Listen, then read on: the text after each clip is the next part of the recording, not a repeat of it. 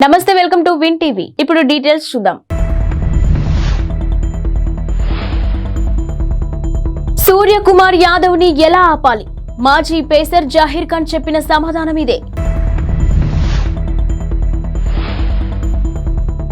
Biryani ఆర్డర్లలో నగరవాసులే top, Swiggy నివేదికలో వెల్లడి. అందుకే చంద్రబాబు 2 చోట్ల పోటీ చేయాలనుకుంటున్నారు. బొత్స సత్యనారాయణ.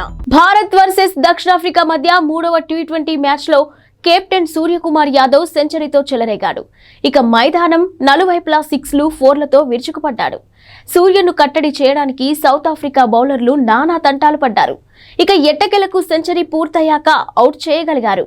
మ్యాచ్ లో దక్షిణాఫ్రికా బౌలర్లకు ఎదురైన పరిస్థితిపై టీమిండియా మాజీ ఫాస్ట్ బౌలర్ జహీర్ ఖాన్ ఆసక్తికరంగా స్పందించారు. అయితే సూర్య రెచ్చిపోయి ఆడుతున్నప్పుడు అవుట్ చేయడం ఒక్కటే అతడిని ఆపగలిగే మార్గమని, అదొక్కటే అవకాశమని బౌలర్లకు జహీర్ సూచించాడు.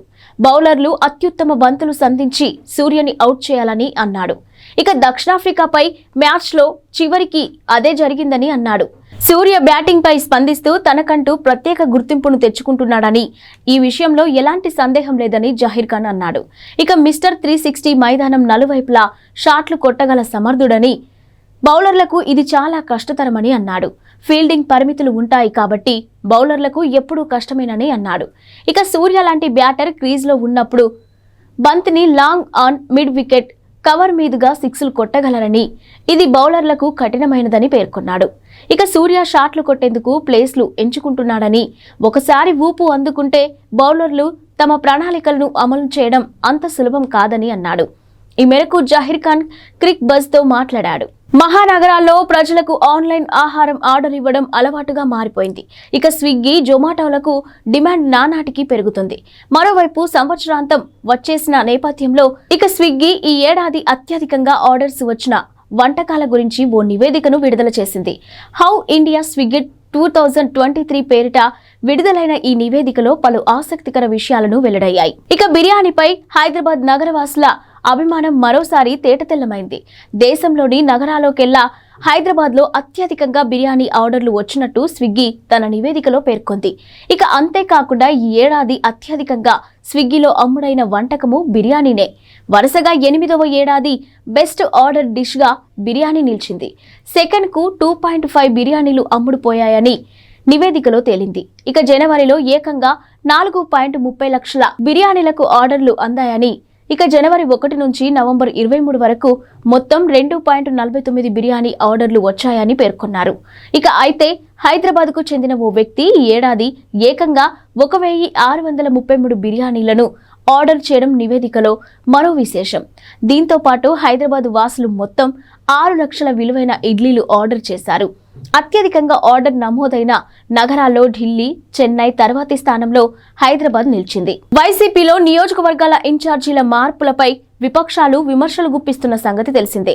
వైసీపీ ఓడిపోబోతుందనే భయాలు కారణంగానే ఇన్ఛార్జీలను మారుస్తున్నారని విమర్శిస్తున్నారు. ఈ నేపథ్యంలో మంత్రి బొత్స సత్యనారాయణ మాట్లాడుతూ టీడీపీకి కౌంటర్ ఇచ్చారు. మార్పులనేవి ప్రతి పార్టీలో జరిగే ప్రక్రియేనని ఆయన అన్నారు. ఇక గత ఎన్నికల్లో చంద్రబాబు సీట్లు ఇచ్చిన అందరూ గెలిచారా అని ప్రశ్నించారు. మార్పులు చేర్పులు అన్ని పార్టీలో ఉంటాయని, అదే ప్రక్రియ తమ పార్టీలో కూడా జరిగిందని చెప్పారు. కుప్పంలో గెలుస్తాననే నమ్మకం చంద్రబాబుకు లేదని, అందుకే 2 చోట్ల పోటీ చేయాలనుకుంటున్నారని బొత్స ఎద్దేవా చేశారు. విడతల వారీగా మద్యం నిషేధం చేస్తానని చెప్పిన ముఖ్యమంత్రి జగన్ అదే చేస్తున్నారని చెప్పారు. ఇక సామాన్యులకు మందు దొరకకుండా చేస్తున్నామని తెలిపారు. మద్యం విషయంలో ప్రజల్లో పరివర్తన తెస్తున్నామని తెలిపారు. ఇక అంగన్వాడీల ఆందోళన విరమించాలని సూచించారు. తుఫాను కారణంగా జరిగిన పంట నష్టంపై చంద్రబాబు నోటికి వచ్చినట్టు మాట్లాడుతున్నారని బొత్స మండిపడ్డారు. వర్షం తగ్గాక పంట నష్టంపై అంచనా వేస్తారని తెలిపారు. రంగు మారిన ధాన్యాన్ని కూడా కొనాలని ముఖ్యమంత్రి సూచించారని చెప్పారు. ప్రజలకు అండగా ఉన్నది వైసీపీ అని, వచ్చే ఎన్నికల్లో టీడీపీ తుడిచిపెట్టుకుపోవడం ఖాయమని జోసెం చెప్పారు. బహిరంగ మూత్ర విసర్జన వద్దన్నందుకు ఓ మాజీ సైనికుడు కాల్పులు జరిపాడు. దేశ రాజధాని ఢిల్లీలో బుధవారం రాత్రి జరిగింది ఈ ఘటన. ఇక పోలీసుల కథనం ప్రకారం బురాలిలోని రాయల్ అపార్ట్మెంట్కు చెందిన మాజీ సైనికుడు రవీంద్ర బహిరంగంగా మూత్ర విసర్జన చేస్తుండగా చూసిన అదే అపార్ట్మెంట్కు చెందిన హేమంత్ ప్రశ్నించాడు. బహిరంగ మూత్ర విసర్జన చేయకూడదని హెచ్చరించారు. దీంతో ఆగ్రహంతో ఊగిపోయిన రవీంద్ర చెప్పేందుకు నువ్వెవరంటూ అతడిపై తుపాకీ ఎక్కుపెట్టాడు. 2 రౌండ్లు కాల్చాడు. కాల్పులో హేమంత్ గాయపడ్డాడు. వారించిన మరో వ్యక్తిపైన రవీంద్ర దాడికి దిగాడు. ఈ ఘటనపై కేసు నమోదు చేసుకున్న పోలీసులు నిందితుడు రవీంద్రను నిన్న అరెస్ట్ చేశారు. ఘటన జరిగిన సమయంలో నిందితుడు మద్యం మత్తులో ఉన్నట్టు తెలిపారు. ఎన్నికల ప్రచారంలో కాంగ్రెస్ ఇచ్చిన 6 గ్యారంటీల్లో ఒకటైన 500K గ్యాస్ సిలిండర్ పథకం హామీని నిలబెట్టుకునేందుకు రేవంత్ రెడ్డి ప్రభుత్వం రెడీ అవుతుంది. ఇక మహాలక్ష్మి పథకం కింద అందించనున్న గ్యాస్ సిలిండర్ను అందించనుండగా ఇందుకోసం 2 రకాల ప్రతిపాదనలు సిద్ధం చేసినట్టు తెలుస్తుంది. రేషన్ కార్డు ఉన్న వారితో పాటు లేని వారిలోనూ లబ్ధిదారులను ఎంపిక చేయడం అందులో మొదటిది కాగా, ఇక రెండవది రేషన్ కార్డుతో పని లేకుండా లబ్ధిదారులకు అందించడం రెండవదని చెప్పుకొచ్చారు. రాష్ట్రంలో మొత్తం 1.20 కోట్ల గ్యాస్ కనెక్షన్లు ఉండగా వీరిలో 44% మంది అంటే 52.80 లక్షల మందికి ప్రతి నెల రిఫిల్ బుక్ చేసుకుంటున్నారు. ఇక రేషన్ కార్డు ఉన్న కుటుంబాలు 89.99 లక్షల చొప్పున. ఈ లెక్కన తొలి ప్రాతిపాదికన ప్రకారం ఈ పథకాన్ని త్వరగానే అమలు చేయవచ్చు. కాకపోతే అనర్హులు కూడా లబ్ధిదారులయ్యే అవకాశం ఉందని పేర్కొన్నారు. అంటే దాదాపు 1 కోటి మందికి పైగా 500 రూపాయలకే గ్యాస్ సిలిండర్ ఇవ్వాల్సి ఉంటుంది. అదే రెండో ప్రతిపాదనను కనుక పరిగణలోకి తీసుకుంటే లబ్ధిదారుల గుర్తింపు కోసం ఎక్కువ సమయం పట్టే అవకాశం ఉంది. కేంద్ర ప్రభుత్వ విజ్ఞప్తి మేరకు గివిటప్ లో భాగంగా రాష్ట్రంలోని 4.2 లక్షల మందికి రాయితీని వదులుకున్నారు. ఇక దీంతో మిగిలిన వినియోగదారుల్లో ఎంతమందిని ఈ పథకానికి ఎంపిక చేస్తారనేది ఆసక్తికరంగా మారింది. ఇక ఈ పథకానికి ఎంపికయ్యే లబ్ధిదారులకు ఏడాదికి 6 సిలిండర్ల చొప్పున ఇస్తే ప్రభుత్వంపై దాదాపుగా 2,225 కోట్ల అదనపు భారం పడుతుంది. ఇక అదే 12 సిలిండర్లు ఇస్తే కనుక ఇది రెండింతలవుతుందని పేర్కొన్నారు. బీఆర్ఎస్ ప్రభుత్వం గతంలో ఏర్పాటు చేసిన కొత్త జిల్లాలను కుదించడం ఉండదని ఎమ్మెల్సీ జీవన్ రెడ్డి పేర్కొన్నారు. వాటితో ప్రజలకు కొంత ప్రయోజనం చేకూరిందని పేర్కొన్నారు. ఇక గురువారం కరీంనగర్లో ఏర్పాటు చేసిన మీడియా సమావేశంలో ఆయన ఈ విషయాలను వెల్లడించారు. కొత్త జిల్లాల ఏర్పాటుతో ఆయా ప్రాంతాల్లోని మెడికల్ కాలేజీలు వచ్చాయని, అటువంటి అభివృద్ధి వల్ల ప్రజలకు మేలు జరుగుతుందని పేర్కొన్నారు. హుస్నాబాద్ నియోజకవర్గ కేంద్రాన్ని కరీంనగర్ జిల్లాలో విలీనం చేయాల్సిందేనని రేవంత్ రెడ్డి పర్యటనలో ఈ విషయమై తాను అక్కడి ప్రజలకు హామీ ఇచ్చానని తెలిపారు.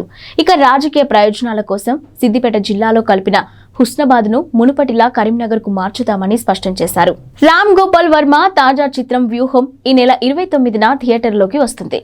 ఈ సినిమా ప్రమోషన్ లో ప్రస్తుతం వర్మ బిజీగా ఉన్నారు. ఎక్స్ వేదికగా తనదైన శైలిలో కామెంట్లు చేస్తూ ప్రేక్షకులను ఆకర్షించే ప్రయత్నం చేస్తున్నారు. ఎప్పటి మాదిరే వర్మ మరోసారి జనసేన అధినేత పవన్ కళ్యాణ్ పై సెటైర్లు వేశారు. ఇక జనసేనలో చంద్రబాబు కోవట్ పవన్ కళ్యాణే అని అనిపిస్తుందని ఆయన వ్యాఖ్యానించారు. ఈ వ్యాఖ్యలపై పవన్ ఫ్యాన్స్ విరుచుకుపడుతున్నారు. మరోవైపు వ్యూహం చిత్రానికి సంబంధించి ఆర్జీవి ఒక పోస్టర్ను కూడా షేర్ చేశారు. ఇందులో పసుపు రంగులో ఉన్న ఒక సైకిల్ ను ఉంచారు. టీ గ్లాస్ జనసేన గుర్తును తాను పట్టుకున్న ఫోటోను పెట్టారు. వెనుక ఒక చింపాంజీ కూడా ఉంది. నా వెనుక ఉన్న జంతువుకు చీర్స్ అని క్యాప్షన్ పెట్టారు. ఏపీలో యురేనియం అన్వేషణ జరుగుతున్నట్టు కేంద్ర అణు ఇంధన శాఖ మంత్రి జితేంద్ర సింగ్ తెలిపారు. గురువారం రాజ్యసభలో సంత్ బల్బీర్ సింగ్ అడిగిన ఓ ప్రశ్నకు మంత్రి ఈ మేరకు సమాధానమిచ్చారు. మొత్తం 4 జిల్లాల్లో యురేనియం కోసం అన్వేషిస్తున్నట్టు వెల్లడించారు. వైఎస్ఆర్ జిల్లాల్లోని నల్గొండవారిపల్లె, అంబకపల్లె, బక్కన్నగారిపల్లె, శివరాంపురం, పించ, కుమ్మరంపల్లె, నాయగాపల్లెలో అన్వేషణ సాగుతుందని మంత్రి పేర్కొన్నారు.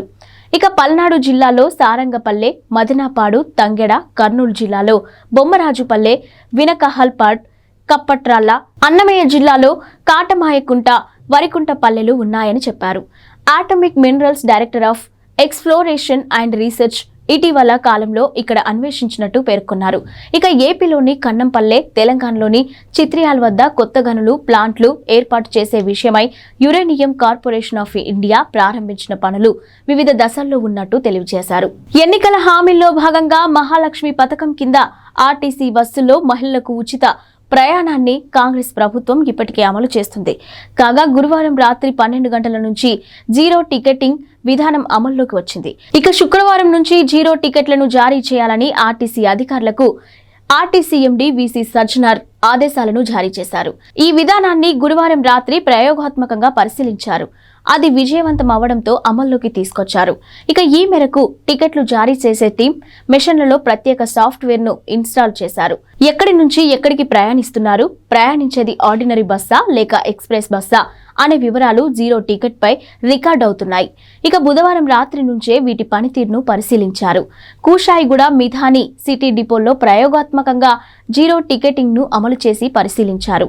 మరోవైపు రెగ్యులర్ బస్సులతో పాటు ప్రత్యేక బస్సుల్లో కూడా మహిళలకు ప్రయాణ ఉచిత సౌకర్యాన్ని కల్పించాలని టీఎస్ఆర్టీసీ నిర్ణయించింది. పండగలు, జాతరల సమయాల్లో నడిపే బస్సు సర్వీసుల్లో కూడా ఉచిత ప్రయాణాలు చేయవచ్చని తెలిపింది. వారాంతాల్లో నడిపే అదనపు బస్సులకు ఈ నిర్ణయం వర్తిస్తుందని తెలిపింది. మహిళలు, బాలికలు, ట్రాన్స్జెండర్లు జీరో టికెట్ పై ప్రయాణించవచ్చని తెలిపారు. ఇక కొమరవెల్లి, నాగోబా వంటి జాతరలతో పాటు ప్రధానమైన పండుగలకు ప్రత్యేకంగా నడిపే సర్వీసుల్లో ఈ వెసులుబాటు మహిళలకు అందుబాటులో ఉంటుందని పేర్కొన్నారు. దేశవ్యాప్తంగా సంచలనం సృష్టించిన పార్లమెంటు భద్రతా ఉల్లంఘన ఘటనకు ప్రధాన సూత్రధారిగా ఉన్న లలిత్ ఝా లొంగిపోయాడు. ఢిల్లీ నడిబొడ్డున ఉన్న కర్తవ్య పథ్ మార్గం గుండా వెళ్లి పోలీస్ స్టేషన్లో లొంగిపోయారని ఢిల్లీ పోలీస్ వర్గాలు వెల్లడించాయి. ఇక లలిత్ ను అరెస్ట్ చేసినట్టు నిర్ధారించాయి. న్యూఢిల్లీ జిల్లా పోలీసులు అతడిని స్పెషల్ సెల్ కు అప్పగించారు. దీంతో 2 రోజుల పాటు పరారీలో ఉన్న లలిత్ ప్రస్తుతం పోలీసుల అదుపులో ఉన్నాడు. లలిత్ నిమ్రా నుంచి బస్సులో ప్రయాణించి రాజస్థాన్లోని నాగౌర్కు వెళ్లాడు. అదే అతను చివరిసారిగా కనిపించింది. ఇక అక్కడ 2 స్నేహితులతో కలిసి ఒక హోటల్లో బస చేశాడని పోలీసులు అతడి కోసం అన్వేషిస్తున్నారని తెలుసుకొని తిరిగి వచ్చి లొంగిపోయానంటూ లలిత్ తెలిపాడు. ఇక పోలీసు వర్గాలు వెల్లడించాయి. లలిత్ ఝా కోల్కతా నగరానికి చెందిన వ్యక్తి, ఉపాధ్యాయుడిగా పనిచేస్తున్నాడని తేలింది. కాగా లోక్సభలో భద్రతా ఉల్లంఘనకు పాల్పడిన ఘటనలో ఇప్పటికే 4 వ్యక్తులు అరెస్ట్ అయిన విషయం తెలిసిందే. లోక్సభలో కలకలం సృష్టించిన సాగర్ శర్మ, మనోరంజన్ తో పాటు పార్లమెంటు భవనం వెలుపల నినాదాలు చేసిన నీలం దేవి, అమోల్ షిండేలు పోలీసులు అరెస్ట్ చేశారు. ఇక వీళ్ళు 4 రంగుల పొగ డబ్బాలతో కలకలం రేపారు. ప్రజాస్వామ్యాన్ని కాపాడాలంటూ పెద్ద ఎత్తున నినాదాలు చేశారు. సాగర్, మనోరంజన్ లోక్సభ పబ్లిక్ గ్యాలరీ నుంచి సభలోకి దూకి తీవ్ర కలకలం రేపారు. ఇక వీడియోలను రికార్డ్ చేశారు. ఈ వీడియోలను సూత్రధారి లలిత్ ఝా సోషల్ మీడియాలో పోస్ట్ చేశాడు. ప్రముఖ బాలీవుడ్ నటుడు శ్రేయాస్ తల్పాడే గుండెపోటుకు గురయ్యారు. నిన్న సాయంత్రం హార్ట్అటాక్ రావడంతో ఆయనను ముంబైలోని ఓ ఆసుపత్రిలో చేర్పించారు. ఆ రాత్రే శ్రేయాస్ కు యాంజియోప్లాస్టీ జరిగింది.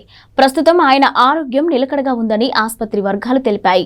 ఇక ఆపరేషన్ విజయవంతంగా జరిగిందని వైద్యులు పేర్కొన్నారు. Welcome to the jungle shooting అనంతరం శ్రేయాస్ గుండెపోటుతో కుప్పకూలినట్టు తెలుస్తుంది. హిందీ, మరాఠీ సినిమాలతో మంచి పేరు తెచ్చుకున్న శ్రేయాస్ తల్పాడే అనేక హిట్ చిత్రాల్లో నటించారు. ఇక 2005 నాటి ఇక్బాల్ సినిమాతో దివ్యాంగుడి పాత్రతో ఆయనకు దేశవ్యాప్తంగా గుర్తింపు వచ్చింది. మరాఠీ టీవీ షోలతో పాటు మొదట్లో గుర్తింపు ఆయన ఆ తర్వాత ఇక్బాల్ తో దేశం దృష్టిని ఆకర్షించారు. ఓం శాంతి ఓం, గోల్మాల్ రిటర్న్స్, హౌస్ఫుల్ 2 వంటి హిట్ చిత్రాల్లో ముఖ్య పాత్రలు పోషించారు. క్రిటిక్స్ ను మెప్పించిన డోర్ సినిమాలో తన నటనతో శ్రేయాస్ మంచి మార్కులు పొందారు. ఈ సంవత్సరం pan India block buster Pushpa Hindi version లో అల్లు అర్జున్ పాత్రకు శ్రేయాస్ డబ్బింగ్ చెప్పారు. దక్షిణాఫ్రికాపై 3వ టీ20 మ్యాచ్ తో సెంచరీతో చెలరేగిన కెప్టెన్ సూర్యకుమార్ యాదవ్ అసాధారణ రికార్డులు నెలకొల్పాడు. ఇక అంతర్జాతీయ టీ20 క్రికెట్ లో 4 సెంచరీలు సాధించిన 3వ బ్యాట్స్మెన్ గా మిస్టర్ 360గా నిలిచాడు. ఇక ఈ జాబితాలో చెరో 4 సెంచరీలతో ఉన్న రోహిత్ శర్మ, గ్లెన్ మ్యాక్స్వెల్ సరసన నిలిచాడు. అయితే సూర్యకుమార్ కేవలం 57 ఇన్నింగ్స్లలో ఈ రికార్డును సాధించగా రోహిత్ 79 మ్యాచ్లు, మ్యాక్స్వెల్ 92 ఇన్నింగ్స్ ఆడడం గమనార్హం. దీనిని బట్టి సూర్య ఎంత వేగంగా 4 సెంచరీలు అందుకున్నాడో అర్థమవుతుంది. ఇక టీ20 ఫార్మాట్లో వీళ్ళు 3 మాత్రమే 4 చొప్పున సెంచరీలు నమోదు చేయగా సబావున్ David 3, Colin Munro 3, Babar Azam 3 ఆ తర్వాత స్థానాల్లో ఉన్నారు. ఇక దక్షిణాఫ్రికాపై సూపర్ సెంచరీ సాధించిన సూర్య ఖాతాలో మరో 2 రికార్డులు పడ్డాయి. టీ20లో అత్యధిక స్కోర్ సాధించిన 3వ భారత కెప్టెన్ గా సూర్య నిలిచారు. ఇక సూర్య సాధించిన 4 సెంచరీలు వేర్వేరు దేశాల్లో నమోదు చేయడంతో మరో రికార్డుగా ఉంది. ఇంగ్లాండ్, న్యూజిలాండ్, ఇండియా, దక్షిణాఫ్రికాలో సెంచరీలు బాదాడు. ఈ ఫీట్ సాధించిన ఏకైక ఆటగాడిగా మిస్టర్ 360 నిలిచాడు. మ్యాక్స్వెల్ సెంచరీలో 2 భారత్లో, శ్రీలంక, ఆస్ట్రేలియాలో ఒక్కొక్కటి చొప్పున బాదాడు. ఇక రోహిత్ ఇండియాలో 3, ఇంగ్లాండ్లో 1 సెంచరీ కొట్టాడు. ఇవి ఇప్పటివరకున్న బులెటిన్ అప్డేట్స్. Keep watching.